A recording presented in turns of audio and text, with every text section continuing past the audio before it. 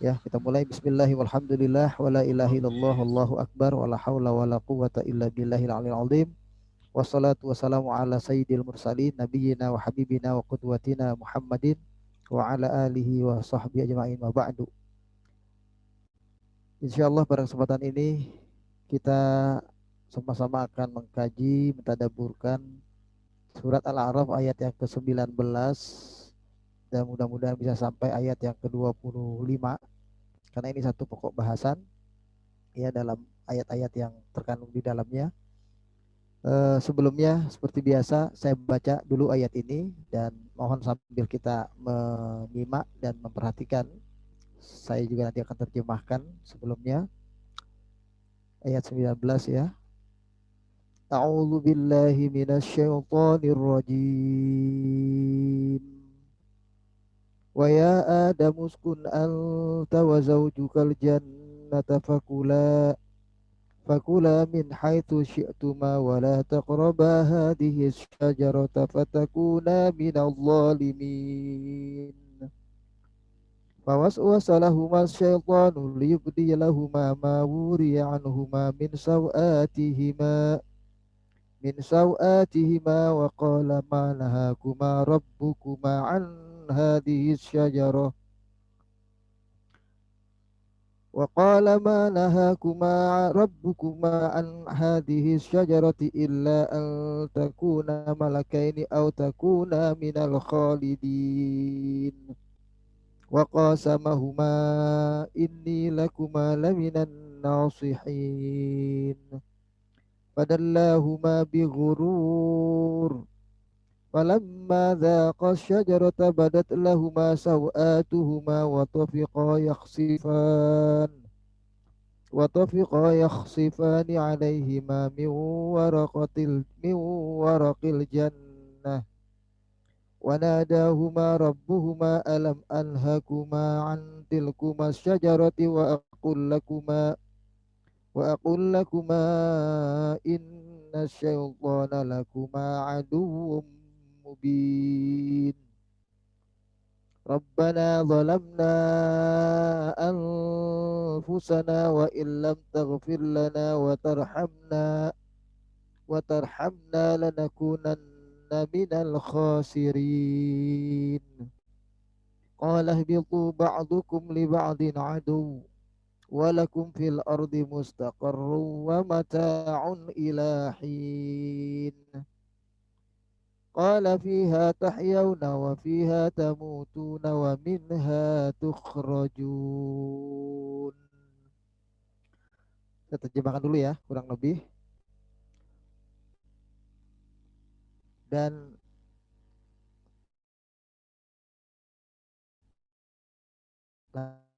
wahai Adam, tinggallah engkau dan istri engkau di dalam surga tersebut.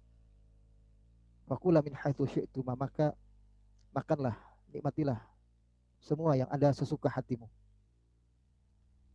Dan janganlah engkau mendekati pohon ini, maka engkau berdua akan menjadi orang-orang yang teraniaya apabila mendekati pohon tersebut. Lalu membisikkan kepada keduanya syaitan agar keduanya menampakkan untuk di hadapan keduanya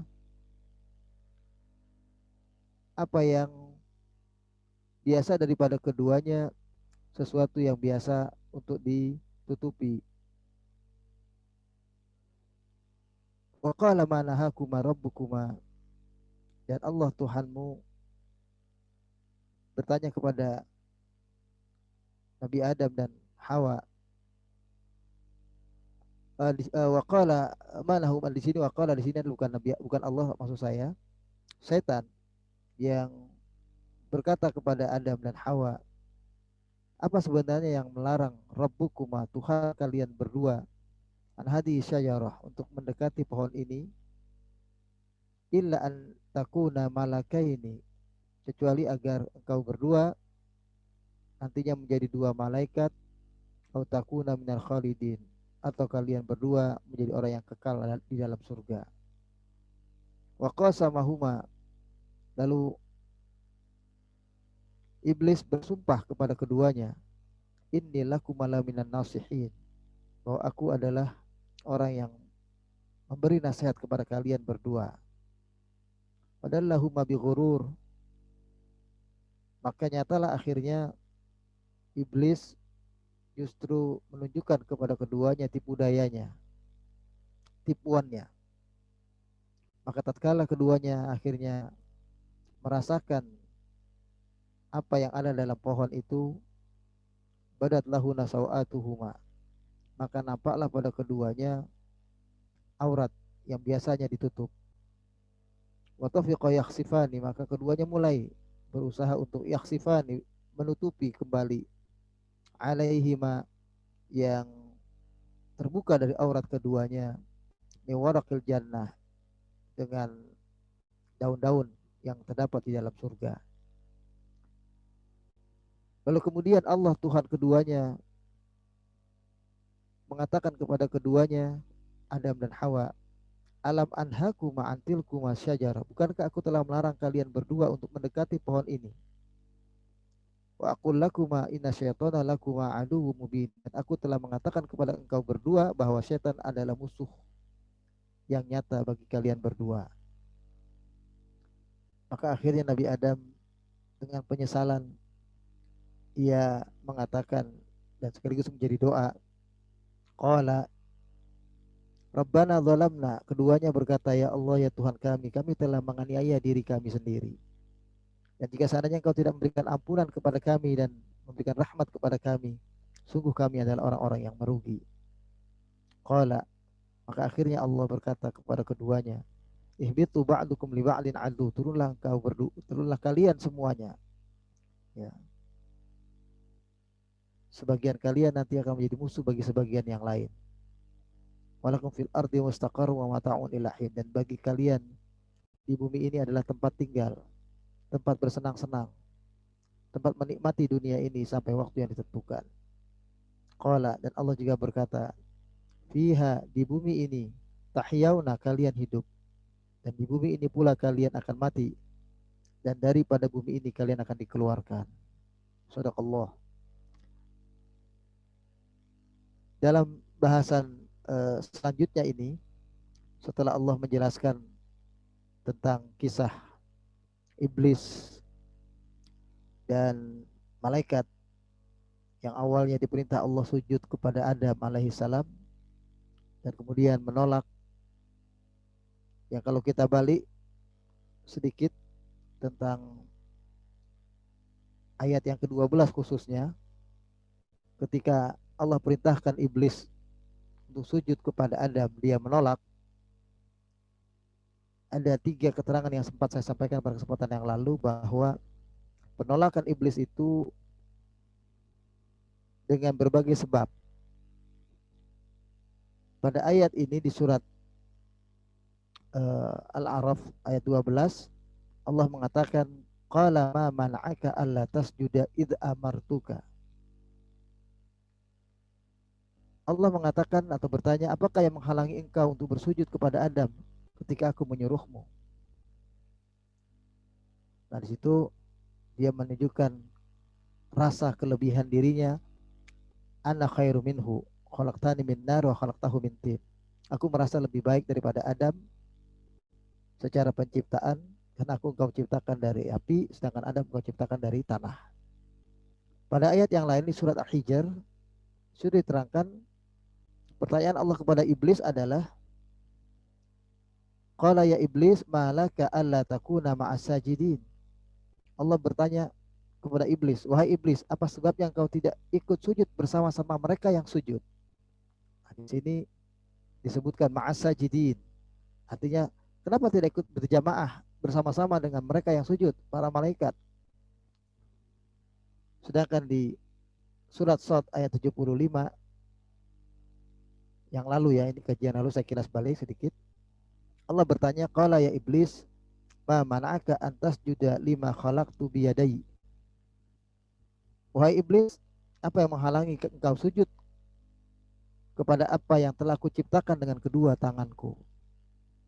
Nah, perbedaan konteks di setiap ayat ini menunjukkan bahwa yang dilaknat oleh Allah sebetulnya bukan sekedar makhluk yang bernama jin yang akhirnya menjadi kakek moyang makhluk jin yang jahat yang bersikap seperti iblis dan setan, ya. Jadi iblis laknatullah alaih di saat itu ini untuk menunjukkan kepada kita bahwa siapapun bisa menjadi berperangai bersifat seperti iblis dan setan tersebut, ya. Nah, di sini tercatat tiga macam maksiat sekaligus yang dilakukan oleh iblis saat itu. Yang pertama, dia menolak sujud, padahal sujud itu perintah Allah. Jadi dia melanggar perintah. Dia lebih melihat isi perintah seolah-olah ini adalah hal yang baik. Bukankah tidak boleh sujud kecuali hanya kepada Allah? Nah, seolah-olah demikian. Padahal dia tidak melihat bahwa yang memerintah adalah Allah. Apapun isi perintah, kalau yang memerintah adalah Allah, mestinya dia mengikuti. Nah, disinilah pelanggaran pertama iblis. Jadi dia menolak sujud kepada Adam karena melanggar perintah Allah. Jadi melanggar isi perintah. Yang kedua, di ayat yang tadi di surat Hijr, dia menolak sujud padahal makhluk yang lain yaitu para malaikat sudah ikut duluan sujud. Semua sujud kecuali dia. Maka di sini berarti pengingkaran untuk hidup berjamaah, untuk bersama. Ini juga sifat yang harus kita hindari. Kemudian yang ketiga, di dalam surat Shad ketika dia menolak sujud, padahal Allah katakan, aku ciptakan Adam itu dari kedua tanganku. Jadi ini bukan ciptaan sembarang ciptaan, ini ciptaan yang khusus, kata Allah. Tapi dia tetap menolak. Nah, di sini menunjukkan bahwa dia menolak sujud karena menyombongkan diri dan merendahkan Adam alaihissalam karena dia merasa lebih baik. Nah, setelah penolakan iblis ini kita ketahui dalam ayat sebelumnya kemarin bahwa akhirnya dia terusir sebagai makhluk yang terhina, terkutuk, dia diusir oleh Allah dari surga. Kemudian saat itu dia bertekad, dia berjanji, ya, dan minta kepada Allah diberi tangguh. Allah beri tangguh untuk hidup sampai hari kiamat. Maka ketika Allah berikan dispensasi untuk bisa hidup sampai hari kiamat, dia bertekad dan berjanji akan menggoda anak cucu Adam karena sakit hatinya, karena dendamnya, karena rasa permusuhan dari dirinya yang tersakiti karena dia terusir dari surga karena sebab Adam. Jadi dia merasa dia terusir dari surga karena sebab Adam alaihissalam. Maka dia bertekad akan menggoda anak cucu Adam. Maka setelah dia keluar dari surga itu, iblis betul-betul membuktikan tekadnya untuk menyesatkan Nabi Adam alaihissalam dan nantinya anak cucunya. Ya, jadi dimulai dengan menggoda anak cucu, Adam alaihissalam sendiri. Dia mencoba melakukan berbagai cara untuk bisa menjadikan Adam itu bernasib seperti dirinya, jatuh terhina seperti dirinya. Ya. Dan dia berusaha untuk menipu, membujuk rayu. Nah, ketika dia mulai ada di dalam ayat 20-nya, fawaswasa lahu masyaitanu, kata-kata waswasah di sini menunjukkan tipu daya, menunjukkan adanya keinginan untuk menipu, untuk membujuk rayu, dan disitulah mulai penyebutan setan. Jadi setan itu adalah makhluk yang suka menipu, yang membujuk rayu, yang memberikan janji-janji palsu, ya. Itulah setan. Jadi penyebutan setan atau penyebutan makhluk jin tadi yang menolak sujud kepada Adam, ketika dia menolak sujud disebut iblis. Maka ketika dia mulai menggoda Adam, menipu Adam, dia punya sebutan predikat yang kedua, sifat yang kedua, yaitu syaitan. Iblis dan syaitan akhirnya satu makhluk, ya. Tapi disebutkan dua sifat yang berbeda, ya. Satu disebut sebagai iblis, satu disebut sebagai syaitan, karena dua perilaku yang berbeda. Satu iblis karena dia menolak sujud, pembangkangan, dan disebut setan karena dia mulai menggoda, menipu rayu, menipu Adam alaihissalam, ya. Jadi intinya setelah Allah menjelaskan betapa besarnya permusuhan iblis kepada manusia dan tekadnya, ya, ambisi iblis untuk menyesatkan anak cucu Adam dengan berbagai macam cara, menyesatkan manusia semuanya ini, ya. Maka pada ayat inilah nanti kita akan temukan iblis mulai berhasil menyesatkan manusia, menyesatkan manusia dimulai dari Adam dan istrinya. Ya. Ini sebetulnya pesan yang penting buat kita manusia agar waspada terhadap makar dan tipu daya iblis, ya, godaan iblis yang memang sudah dari sejak awal berjanji akan menggoda kita anak cucu Adam karena sebab terusirnya dirinya akibat perbuatan kakek moyang manusia yaitu Adam alaihissalam. Ya. Maka di ayat ini kita akan temui keterangan Allah seolah-olah dengan bahasa yang bebas Allah mengatakan begini, wahai Adam, tinggallah engkau berdua bersama istrimu di dalam surga yang penuh dengan kenikmatan. Apapun yang kau inginkan tersedia. Engkau bisa menikmati apa saja. Makanlah dari berbagai macam jenis makanan yang tersedia. Minumlah dengan berbagai jenis minuman yang tersedia. Akan tetapi ada satu hal yang terlarang. Jadi semuanya boleh kecuali satu larangan. Katakan itu Nabi Adam alaihissalam itu adalah jangan berdua mendekati yang satu ini. Sebutkan asyajarah dalam ayat ini menggunakan isim ma'rifah menunjukkan sesuatu yang definitif bahwa sudah jelas yang dimaksud. Nabi Adam tahu ya apa yang dimaksud dengan pohon itu. Ya. Apabila kamu mendekatinya, kamu berdua termasuk orang-orang yang zalim. Ya. Kamu akan menjadi orang-orang yang teraniaya, orang-orang yang akhirnya merugi. Ya. Hikmah dari larangan ini adalah untuk menguji manusia sejauh mana mereka bisa menunaikan perintah Allah dan bisa menjauhi larangan-larangan Allah. Maka ketika manusia melanggarnya, maka berarti sebagaimana konteks ayat di ayat 20 itu, ia telah menzalimi diri mereka sendiri. Ya. Iblis ingin kenikmatan-kenikmatan yang dinikmati oleh Adam dan pasangannya dan Hawa maksudnya oleh beliau berdua, kenikmatan itu tidak berjalan seterusnya. Dia ingin juga Adam itu akhirnya bernasib seperti dirinya. Dia berusaha mencari berbagai macam cara agar Nabi Adam dan Hawa bisa keluar dari surga. Dan dengan penuh kedengkian, dia mulai cara yang dilakukannya untuk menggoda Adam dengan membisikkan pikiran-pikiran jahat kepada mereka agar menampakkan aurat mereka yang selama ini tertutup. Nah, di sini dijelaskan kaitan dengan aurat. Nanti kita akan lebih perjelas bahwa ada dua hal yang utama yang menjadi dasar fitrah kehidupan manusia, yaitu soal menutup aurat. Ya. Ini adalah merupakan sifat dasar manusia, ada rasa malu dalam dirinya untuk menutup aurat. Disitulah sebetulnya manusia mulai mengenal aurat. Dan yang kedua, pesan tentang iblis laknatullah alaihi itu adalah makhluk yang Allah sebutkan jelas-jelas sebagai dasar dia adalah musuh bagi manusia. Nanti kita buka ayatnya. Dan iblis pun berkata begini lebih lanjut.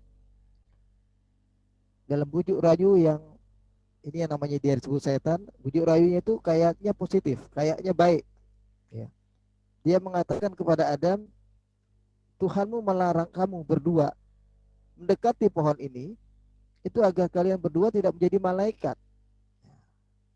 Atau ayat ada yang mengatakan tidak menjadi malikan. Kalau dalam ayat ini banyak jumhur membaca ayatnya malakain. Tidak menjadi dua malaikat. Hanya Ibnu Katsir dan Ibnu Abbas yang berpendapat mestinya dibaca malakain itu dengan huruf lam kasroh. Jadi beliau kalau bacanya malikaini, maksudnya agar Nabi Adam dan Hawa tidak menjadi dua raja, maksudnya raja dan ratu. Ya, tidak menjadi raja dan ratu di surga. Itu bacaan Ibnu Abbas ya dan Ibnu Katsir radhiyallahu anhuma. Dan tapi kalau pendapat jumhur, semua ahli tafsir, ya, semua ulama itu berpendapat penyebutan lam itu dengan huruf fathah. Jadi malaka ini untuk menjadi dua malaikat yang kekal di sana.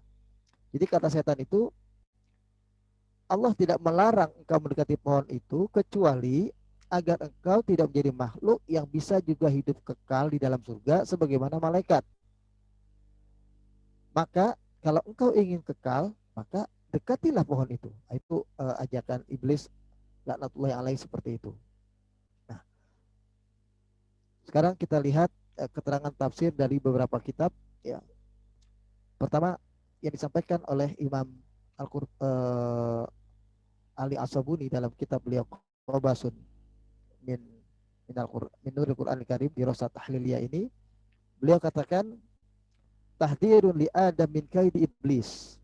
Kata beliau ketika menafsirkan ayat 19 ini, wa ba'da an afadatil ayat fi dzikri makr iblis wa kaidihi wa hasadihi li Adam wa takabburihi anis sujud lahu, dan sesudah ayat-ayat sebelumnya menerangkan ya tentang penolakan iblis untuk sujud pada Adam, dan dia bertekad berjanji untuk memberikan tipu dayanya, ya, makarnya, karena sebab kedengkiannya kepada Adam untuk menggoda Adam, ya, karena sebab Adamlah dia keluar dari surga, walaupun itu juga karena sebab perbuatannya yang menolak sujud kepada Adam itu sendiri. Ya. Kemudian watarabasuhu bil bashar lifitnatihim wa ihwaihim, kemudian Allah berikan dia kesempatan hidup untuk menggoda manusia, memberikan ujian pada manusia. Wa mata bi'adzalika min laknatillahi lahu, padahal Allah katakan siapapun yang mengikuti iblis, mengikuti ajakan iblis, maka dia adalah juga makhluk yang sama terkutuk, ya. Wa taradahu minal jannah, dan akan terusir dari surga. Lalu ayat ini tentang ayat ke-19, lituhadzira Adam wa Hawa, untuk memberikan peringatan kepada Nabi Adam dan Hawa, min dzalikal aduwi al-makir, dari perbuatan musuh yang nyata yang suka menipu, yaitu iblis.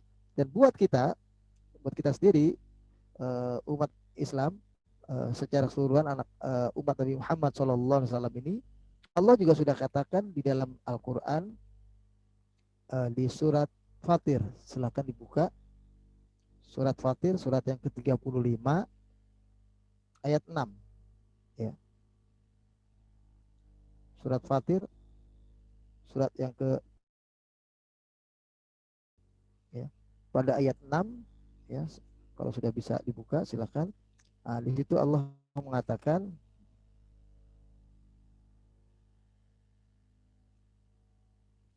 inna syaitana lakum aduwwun, ya. Inna syaitana lakum aduwwun fattakhiduhu aduwwan. Sesungguhnya setan itu adalah musuh yang nyata bagi kalian, maka posisikan dia sebagai musuh, kata Allah.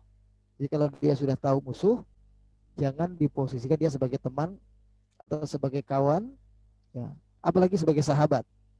Jadi Allah sudah memperingati kita manusia seperti itu. Nah, itu pula lah yang pertama kali Allah sampaikan kepada Nabi Adam alaihissalam, ya, bahwa dia atau setan itu adalah musuh yang nyata, ya. Iblis yang akhirnya disebut sebagai setan itu adalah musuh yang nyata bagi keduanya. Nah, kemudian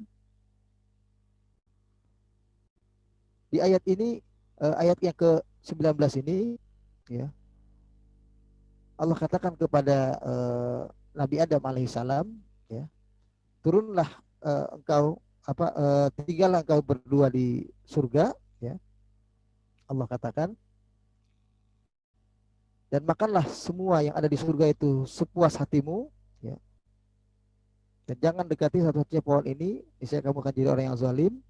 Kalimat yang sama ayat 19 ini Allah pesankan pula kepada Nabi Adam alaihissalam dan Siti Hawa. Ya, akhirnya kita akan lebih mengenal pohon apa yang dimaksud, ya. Walaupun orang banyak menyebut ada pohon khuldi, pohon ini, pohon itu, ya. Kita akan lihat keterangan Allah di dalam Al-Quran, ya, untuk menyelaraskan dengan tafsir Al-A'raf ayat 19 ini. Surat yang ke-20, surat Toha, ya. Surat Toha, surat yang ke-20. Sudah ketemu? Surat Toha, surat yang ke-20 ayat 117. Agak jauh ayatnya, ayat 117. Ya. Di situ Allah katakan, Faqulna ya Adam, maka kami berfirman, berkata kepada Adam, wahai Adam, inna hadza aduwwun laka. Bahwa sesungguhnya iblis ini adalah musuh bagimu. Dan ditambah wali zaujika, dan musuh bagi istrimu. Jadi langsung Allah sampaikan ini untuk perhatian Nabi Adam dan Hawa sekaligus. Jadi bukan hanya perhatian Nabi Adam. Bahwa iblis adalah musuh bagi engkau dan bagi istrimu. Jadi supaya dua-duanya melek gitu, punya kesadaran yang kuat. Fala yukhrijannakuma minal jannati fatashqa. Maka jangan sampai iblis ini menjadi penyebab yang mengeluarkan engkau, mengusir, membuat engkau terusir atau keluar dari surga. Maka kalau itu terjadi, kata Allah, fatashqa, kamu akan menjadi orang yang celaka. Jadi Allah sudah sebutkan di ayat 117, kalau itu terjadi, kamu ikuti ajakan iblis, padahal dia musuh yang nyata bagimu, maka engkau akan celaka. Nah, disebutkan di sini dua hal pokok yang menjadi fitri dasar manusia itu, ya bahwa manusia kalau dua hal ini terjadi, maka akan bisa dikuasai syahwatnya. Ayat 118-nya silakan dilihat, surat Toha masih. Innalaka alla taju'a fiha wala ta'ra. Sesungguhnya engkau berdua, ya, kalau ada di surga, engkau tidak akan punya rasa lapar dan engkau akan tertutup auratnya dengan baik. Sudah Allah katakan di situ. Maka godaan iblis laknatullah alaih itu adalah biasanya melalui dua hal ini. Ini menggoda manusia. Urusan kelaparan, menggoda manusia supaya merasa istilahnya urusan perut gitu, membuat manusia diiming-iming dengan ketakutan, kelaparan, maka akhirnya buat mereka maksiat atau durhaka dan tidak menutup aurat dengan baik. Ya. Kemudian di ayat yang ke 20-nya, ya. Kita lanjutkan ayat berikutnya dulu, 119-nya, wa annaka latadma'u fiha wa latadha. Kalau engkau di surga ini, Allah katakan, engkau nggak akan pernah punya rasa haus lagi. Nggak bakalan haus, nggak bakalan lapar. Wa latadha, bahkan nggak kepanasan. Nikmat hidupnya, nyaman, enak, itu begitu kata Allah. Ya. Nah ini yang diinginkan oleh manusia begitu. Baru kemudian Allah sebutkan di ayat 120, fawas wasa ilaihi syaitanu, maka membisikkan kepada Nabi Adam itu setan. Maksudnya setan membisikkan kepada Nabi Adam, qala, dengan mengatakan, ya Adam, hal adulluka ala syajaratil khuldi. Nah ini disebut dalam Al-Quran. Maukah engkau aku tunjukkan kepada pohon khuldi. Nah ini jadi pohon khuldi, bukan buah khuldi, buahnya wallahu a'lam namanya, tapi syajaratul khuldi. Khuld dalam bahasa Arab artinya kekal. Syajaratul khuldi artinya pohon yang dianggap bisa membuat kekal. Padahal kata-kata kekalnya di sini adalah godaan iblis kepada Nabi Adam. Ya. Wa mulkin layabla. Dan kalau itu terjadi, engkau mau aku tunjukkan kepada pohon yang bikin engkau kekal dan bikin engkau punya kekuasaan tetap hidup di surga, layabla, selama-lamanya, gak akan putus, tetap ada di surga. Itu godaan iblis. Jadi godaannya memang hal yang sangat positif, membujuk rayu Adam bahwa Allah melarang mereka berdua mendekati pohon tersebut karena pohon itu adalah syajaratul khuldi menurut bahasa iblis, ya, pohon yang bikin kekal, ya. Nah Allah melarang itu supaya engkau tidak kekal di dalam surga bersama dengan para malaikat. Maka tentu ini menggoda Nabi Adam. Beliau setelah dapat kenikmatan surga yang demikian rupa, tidak pernah kehausan, terus nikmat, tidak pernah ada rasa kepanasan, semuanya tersedia, makan apapun bisa beliau lakukan, menikmati, maka tentu beliau tidak akan ingin keluar dari surga. Nah godaan iblis tentu jadi masuk ke dalam pikiran Nabi Adam saat itu, ya, karena pikiran Nabi Adam adalah juga tidak ingin keluar dari surga, ya. Nah maka godaan iblis ini mulai merasuk kepada Nabi Adam alaihissalam. Nah, di sini kita akan lihat lebih lanjut ungkapan yang lain dari uh, ini Said Kutub yang saya ambil ya dalam kitab Fizil Al-Quran. Beliau mengatakan begini ya.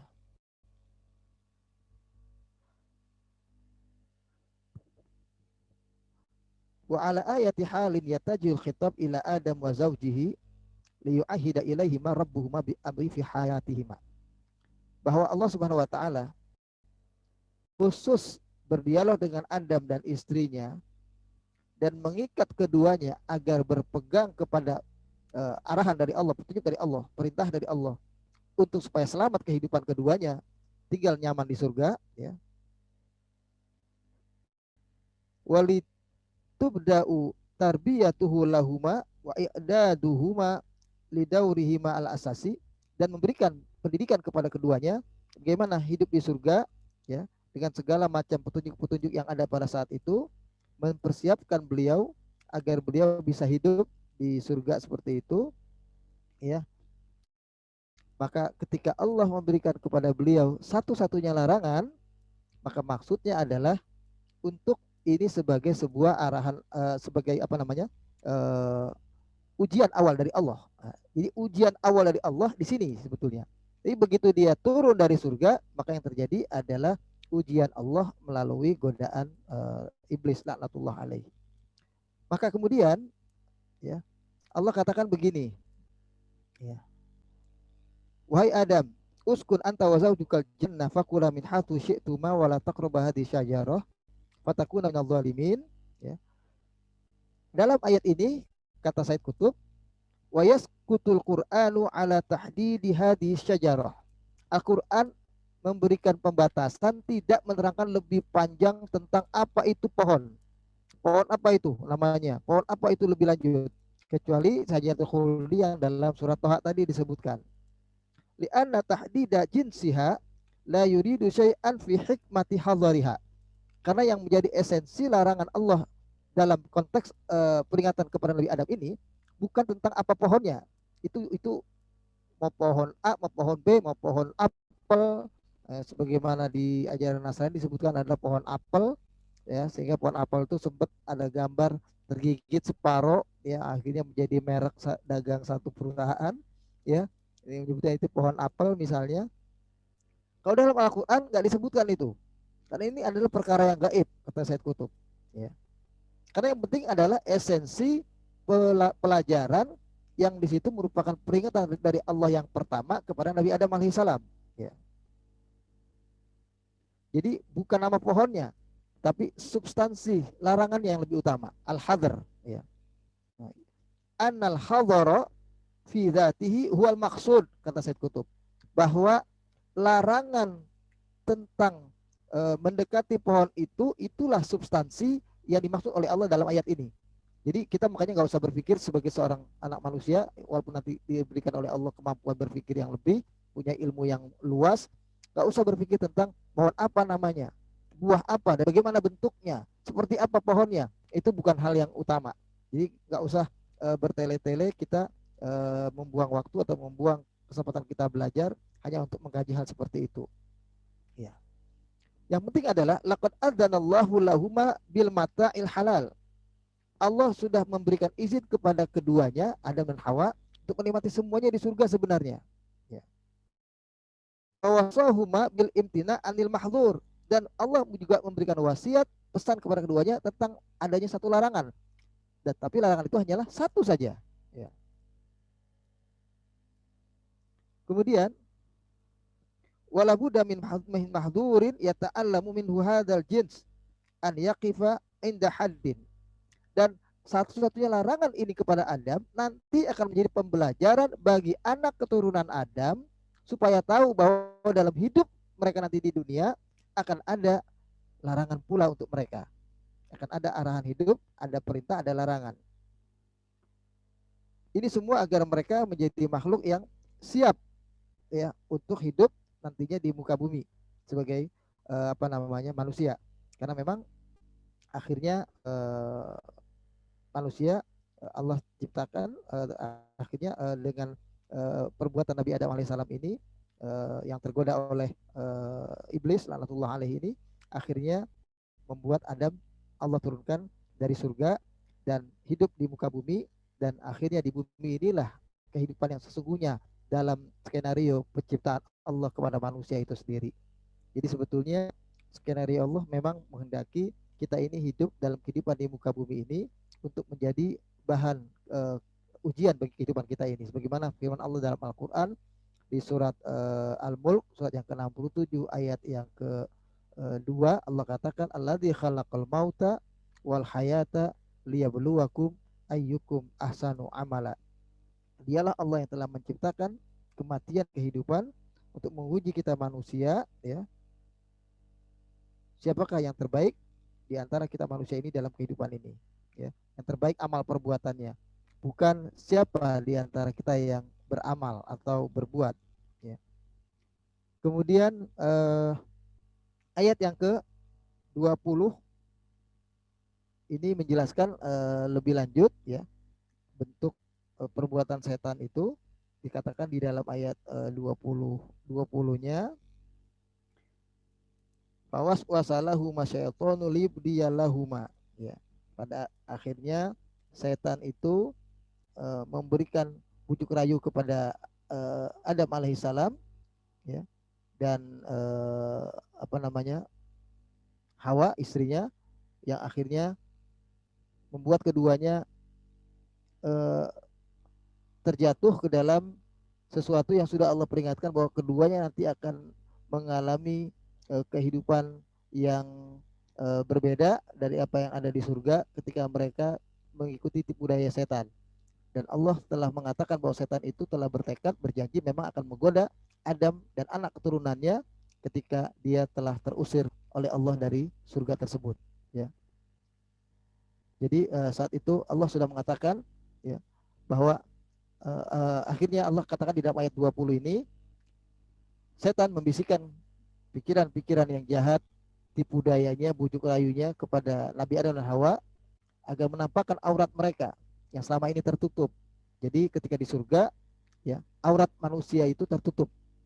Jadi sebetulnya prinsip kehidupan yang ada di dunia ini dengan yang ada di surga sebetulnya ada relativitas yang sama, bahwa aurat itu merupakan hal yang utama, termasuk tadi, ya, soal kelaparan, bahwa sifat dasar manusia itu adalah menutup aurat dan tidak ingin ada kelaparan. Nah itu yang diterangkan di dalam Al-Quran ini seperti itu, seperti yang tadi dijelaskan di surat Toha ayat 117, 18 dan 19, ya.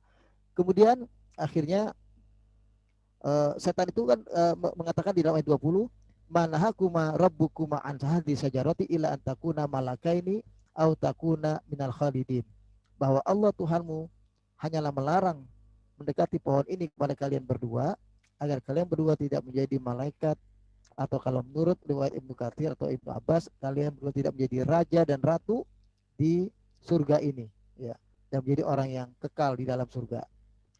Dan untuk itu, nah, di ayat yang ke-21 dijelaskan, iblis tidak hanya sekedar membujuk.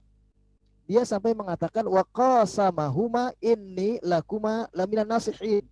Nah, setan itu sampai bersumpah.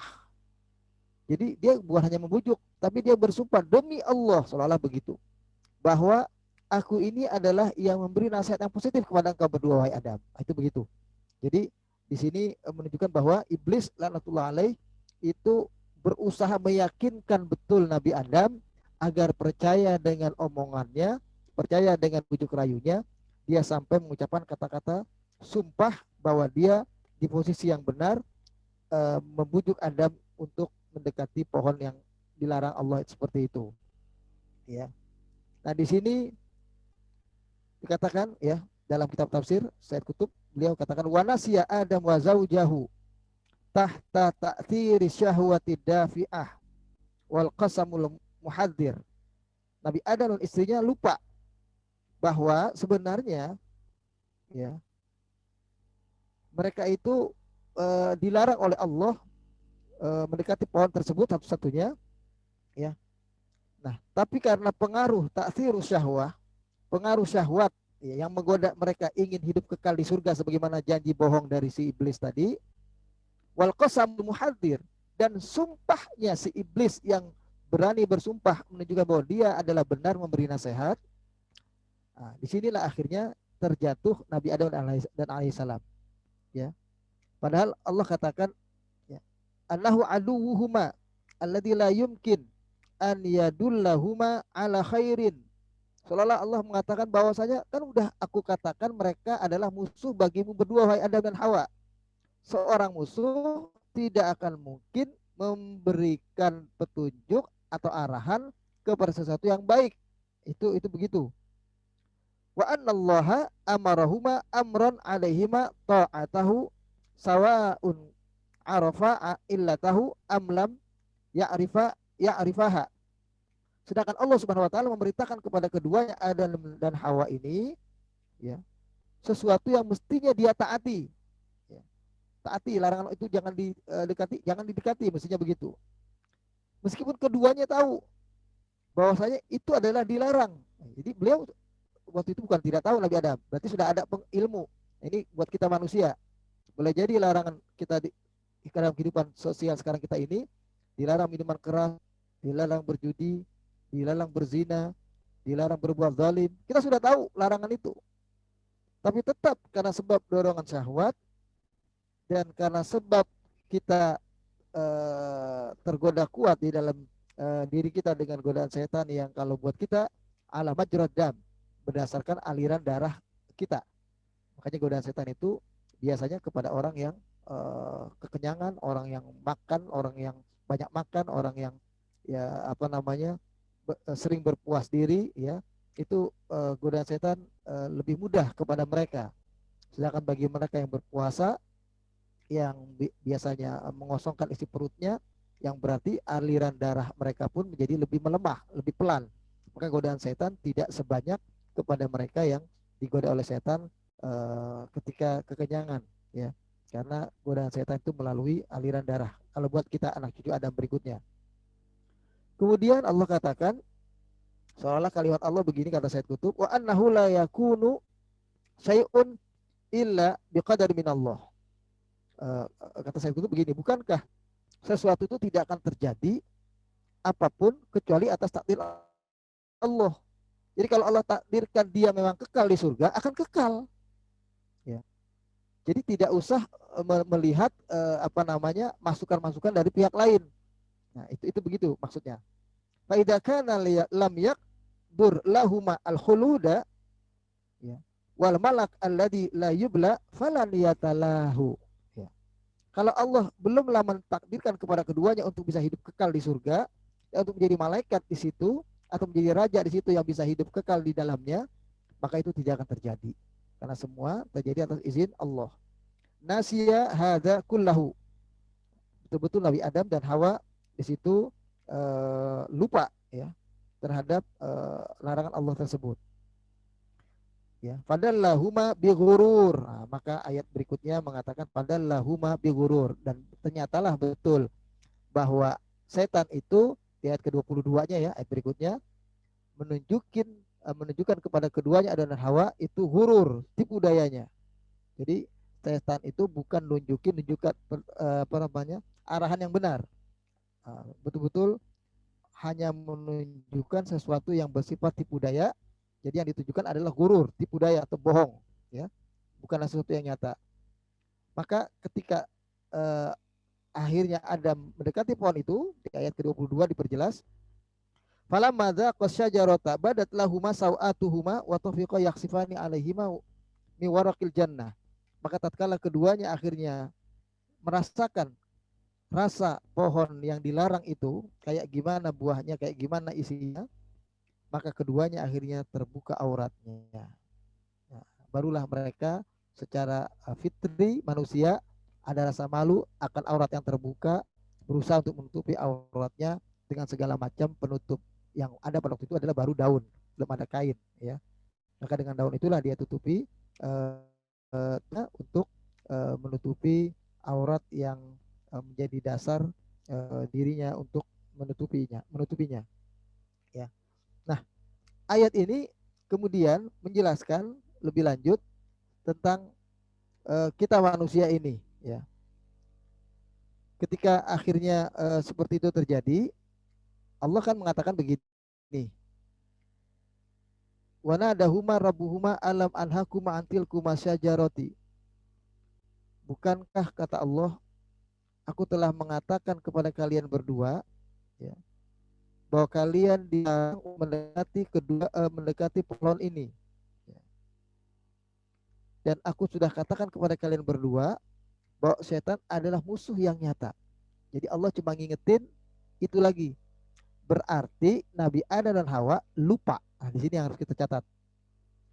Ketika Allah mengatakan alam anhakuma, ya, bukankah aku telah melarang kalian berdua untuk mendekati pohon ini, dan untuk kalian ketahui bahwasanya setan adalah musuh yang nyata.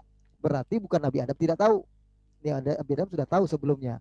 Yang terjadi adalah buat Nabi Adam dia lupa, ya, terhadap larangan Allah itu, dan dia lupa memahami bahwa setan itu adalah musuh yang nyata bagi keduanya. Nah, disinilah kita akan lihat sifat manusia yang luar biasa Allah terangkan dalam konteks ayat ini, ya. Fi tabi'ati hadzal kain al-mutafarrid. Inilah tabiat dasar makhluk yang bernama manusia itu diciptakan oleh Allah. Innahu yansa wa yukhti. Bahwa manusia adalah makhluk yang bisa lupa dan bisa tersalah. Inna fihi dha'fan yadkhulu minhu syaitan. Bahwa manusia adalah makhluk yang lemah, yang setan bisa masuk ke dalam diri mereka untuk menggoda dan membujuk rayu mereka. Innahu la yaltazim daiman wa la yastaqim daiman. Bahwa kita manusia nggak bisa lurus terus, nggak bisa jadi orang yang taat terus, bisa juga jadi orang yang istiqomah terus, ya. Memang begitu sifat manusia, ya. Walakinnahu yudriku khata'ahu. Tapi, nah ini tapi, manusia itu adalah makhluk yang Allah berikan akal pikiran yang memungkinkan bagi mereka segera menyadari kekeliruannya, menyadari kesalahannya. Wa ya'rifu zullatahu. Dia tahu tergelincir di mana dia. Jadi manusia adalah makhluk memang yang betul bisa lupa, bisa salah, bisa keliru, bisa tergoda oleh setan. Itu betul. Seperti yang kata Nabi katakan kullu bani Adam khata'un wa khairu khata'in at-tawwabun. Semua anak cucu Adam adalah makhluk yang bisa bersalah, bisa berdosa. Tapi sebaik-baik manusia itu adalah ketika mereka melakukan kesalahan, mereka segera bertaubat, minta ampun, dan kembali kepada Allah. Nah, beginilah juga kisah dalam ayat ini, ketika pesan dalam ayat ini ketika Allah mengisahkan tentang Nabi Adam ini. Adam pun makhluk yang seperti itu. Kakek moyang kita seperti itu. Innahu yansa wa yukhti. Dia bisa lupa, bisa salah. Tapi bedanya, walakinnahu, yang namanya manusia bisa segera sadar, dia segera ingat, ya. Wayandam, bisa segera menyesali dirinya bahwa dia telah berbuat salah. Wayatlubul auna min rabbihi wal maghfirah, dan dia segera minta ampun kepada Allah, segera mohon pertolongan kepada Allah agar tidak tergoda oleh syaitan pada kesempatan amal berikutnya atau perbuatan berikutnya. Innahu yathubu wa yatub. Manusia adalah makhluk yang segera berharap agar Allah memberikan dia kembali kesempatan dan Allah menerima taubatnya. Nah, itu yang namanya manusia. Jadi seperti yang dalam ayat Al-Quran di ayat yang lain di surah Ali Imran dikatakan idza fa'alu fahisyatan aw zalamu ala anfusihim dzakarullah. Manusia itu adalah makhluk yang layaknya seperti itulah sifatnya. Ini adalah sifat-sifat orang yang bertakwa, orang yang beriman. Dalam surah Ali Imran ayat 135 situ dikatakan apabila mereka terlanjur berbuat salah dan kekeliruan, mereka segera ingat kepada Allah, mereka kembali kepada Allah, ya. Jadi segera wa idza fa'alu fahishatan aw zalamu anfusahum dzakarullaha fastaghfaru lidzunubihim. Mereka segera minta ampun kepada Allah. Wala yalihu kasyaitani fil ma'siyah. Manusia tidak seperti setan. Setan ketika berbuat salah, engkar sujud kepada Adam atas perintah Allah kemarin, ya, ayat yang sebelumnya, dia tidak segera minta ampun. Dia malah berjanji minta kepada Allah sesuatu yang lain, yaitu minta diberikan kesempatan untuk tetap hidup, ya. Nah, beda. Jadi bedanya manusia dengan setan di situ adalah manusia bisa bersalah, tapi ketika bersalah dia segera menyadari kesalahannya, menyesali, minta ampun, bertobat kepada Allah, sedangkan setan tidak melakukan itu. Wala yakunu talabahu min rabbihi huwal aun al maksiyah. Dia tidak pernah minta tolong kepada Allah bagaimana lepas dari perbuatan maksiatnya seperti itu. Beda dengan kita anak cucu Adam ini. Maka Allah berfirman di ayat yang ke-23. Inilah bentuk kata-kata Adam yang menyesali perbuatannya, yang akhirnya menjadi doa buat kita semua. Qala, keduanya berkata, Rabbana zalamna anfusana. Ya Tuhan, kami telah menganiaya diri kami sendiri. Wa ilam taghfir lana wa tarhamna, seandainya Engkau tidak memberikan ampunan buat kami dan merahmati kami pasti menjadi orang-orang yang rugi, kata apa namanya? Setan di situ. Maksud saya, maaf. Kata Nabi Adam dalam doanya di situ. Di Nabi Adam sekali lagi berdoa di ayat yang ke-23 ini, Rabbana zalamna anfusana, ya Allah ya Tuhan kami telah menganiaya, telah berbuat salah, telah keliru, mendekati satu-satunya larangan yang Engkau larang, ya, mengikuti bujuk rayu setan, padahal dia musuh yang nyata. Kami akui salah ya Allah. Wa ilam takfilana, tapi kalau Engkau tidak mengampuni kami ya Allah, wa tarhamna, dan Engkau tidak berikan rahmat kepada kami, kasih sayangmu kepada kami, lanakunanna minal khasir, maka kami akan menjadi orang yang merugi. Nah, disinilah khasaiyatul insan, kekhususan kita sebagai manusia, allati tasiluhu birabbi, yang selalu berusaha untuk menghubungkan dirinya, ya, dengan Allah Subhanahu wa taala. Wa tuftahu lahul abwab ilaih, dan Allah selalu membuka pintu rahmatnya kepada hamba-hambanya. Al-i'tiraf wan nadam wal istighfar. Disitulah manusia mengaku salah, wan nadam menyesali, wal istighfar dan minta ampun. Ya, jadi ada tiga. Al-i'tiraf, ya, mengakui salah, wan nadam, dia segera menyesali, wal istighfar, segera minta ampun. Wasyu'ur bid da'fi, yang keempat, dia merasa bahwa dirinya adalah memang makhluk yang lemah, yang bisa tergoda. Wal isti'anah bihi, untuk itu dia memohon selalu pertolongan kepada Allah, pertolongan supaya dia tetap jadi hamba Allah yang taat, seperti doa yang diajarkan oleh Nabi, ya, dan ini kita dianjurkan baca setiap kali sesudah sholat, diantaranya Allahumma a'inni ala dzikrika wa syukrika wa husni ibadatik, minta tolong kepada Allah. Bahkan dalam riwayat lain Nabi pernah membaca doa ini sebelum salam. Jadi doa ini pernah beliau baca juga sebelum salam. Allahumma a'inni ala dzikrika wa syukrika wa husni ibadatik. Dan terkadang beliau baca sesudah salam. Nah, disinilah apa namanya, sifat manusia yang Allah terangkan luar biasa, bahwa manusia walaupun ada kekeliruannya seperti kakek moyangnya atau nenek moyang Nabi Adam, manusia adalah makhluk yang akhirnya segera menyadari kesalahannya, dan disitulah manusia Allah nilai kelebihannya.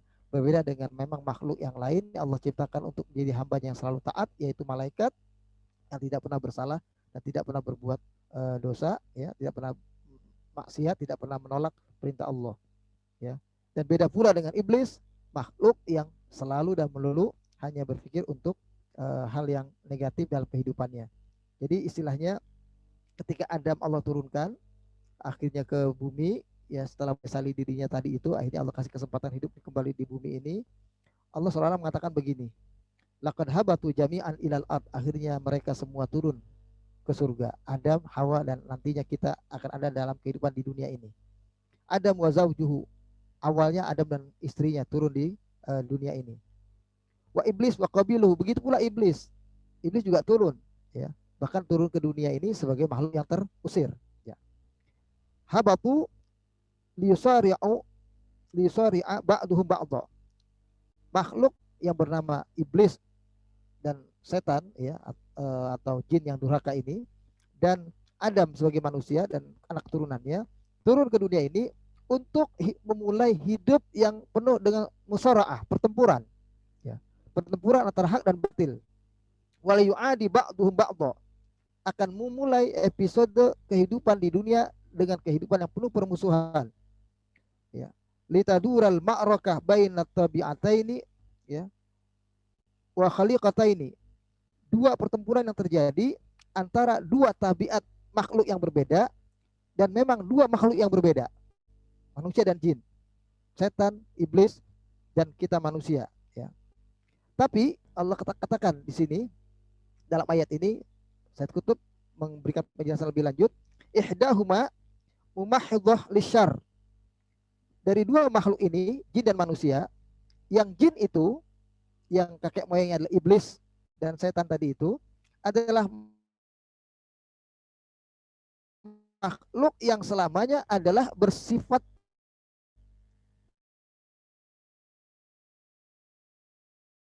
buruk, berbuat jahat. Itu sifat dasarnya. Berbuat buruk, berbuat jahat. Wal khurras manusia istiadat lil khairi wasyarri. Makhluk yang berpotensi. Ya, Allah jadikan makhluk yang punya potensial untuk bisa memilih yang baik dan yang buruk. Jadi beda dengan iblis tadi, itu ada makhluk yang melulu akan kepada keburukan, kepada kejahatan. Tapi manusia adalah makhluk yang tidak seperti iblis. Makhluk adalah makhluk tersendiri yang berpotensi untuk melakukan kebaikan dan keburukan, ya, kebaikan dan kejahatan. Beda dengan iblis tadi.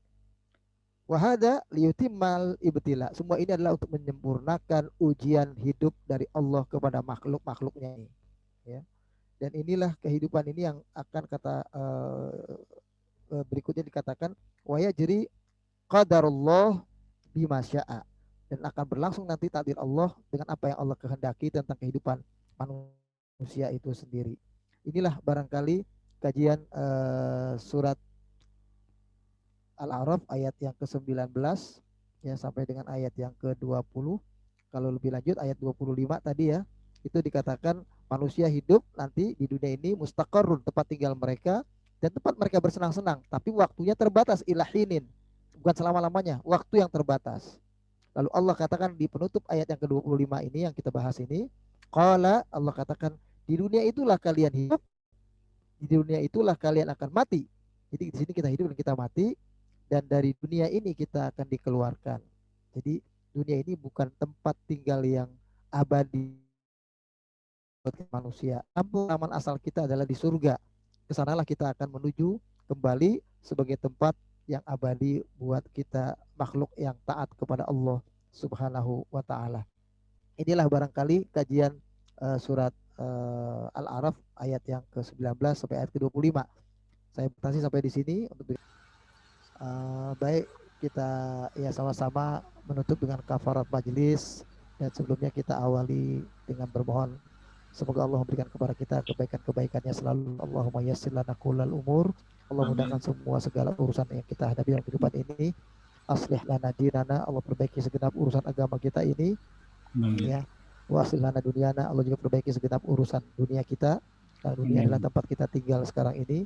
Wa aslih lana akhiratana, dan Allah memperbaiki segenap urusan akhirat kita, karena akhirat adalah tempat tujuan hidup kita nantinya di yang kekal. Allahumma rabbana taqabbal minna innaka antas samiul alim wa tub alaina innaka antat tawwabur rahim. Ya Allah, terimalah doa-doa kami, doa yang kami meminta sehat, kami meminta mudah, kami meminta pintu-pintu rezeki, kami meminta kemudahan dalam beribadah, pertolonganmu ya Allah untuk tetap taat dalam iman Islam ini. Kau mudahkan segala sesuatunya untuk kami ya Allah. Kau kabulkan doa kami ini semua ya Allah. Rabbana atina fid dunya hasanah wa fil akhirati hasanah wa qina adzabannar. Subhanakallahumma wa bihamdika.